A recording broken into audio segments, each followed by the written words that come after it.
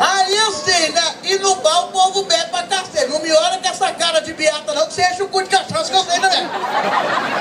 Faz reconha em festa de final de ano, dança com o cachorro, lambe a língua do puto.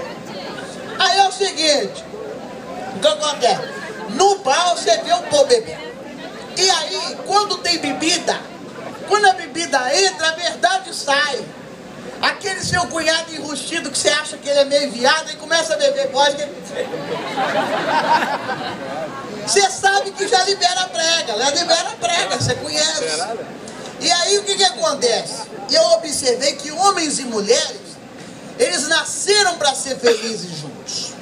Até que inventaram o negócio do casamento. O casamento é complicado, Porque a mulher é muito enjoada, né? A mulher ela quer a mulher quer romance. O homem não, o homem só quer passar piroca. O homem não tá nem aí pra muita coisa não. Ele olhou a parede, viu que tem um buraco e falou, vou comer essa parede aí.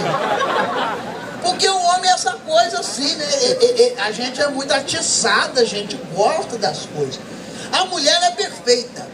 Você nunca vai ver um homem falando mal de mulher. Esse negócio de celulite, estria, ponta dupla no cabelo, isso é coisa de mulher. Homem não liga pra isso não. Eu nunca vi um amigo meu falar assim, ei, fulano, comeu a menina lá? Ah, não comi não. Chegou na hora, acendeu a lâmpada, tinha cheio de ponta dupla no cabelo. Eu falei, isso é coisa de mulher, homem não liga pra isso não. O homem é capaz de comer uma mulher morta. A mulher morreu, sofreu um infarto, correu e tá ali. Eu falei, opa, peraí. Depois eu ligo pro SAMU, já morreu mesmo aqui, ó, não tem pulso, respiração não tem nenhum, vou tentar um ressuscitamento aqui, é piroca mesmo, ó. E bora ali. Não muda. E foi no bar que eu descobri alguns dons. Foi no bar ouvindo música que meu pai deu um boteco pé sujo lá em Minas, que agora ele chama de pub, depois que eu andei pra televisão, que meu pai é metido pra cacete. E eu ouvi as grandes cantoras da nossa música, Maria Bethânia, Alcione, Gal Costa, Nana Caymmi, esse povo todo.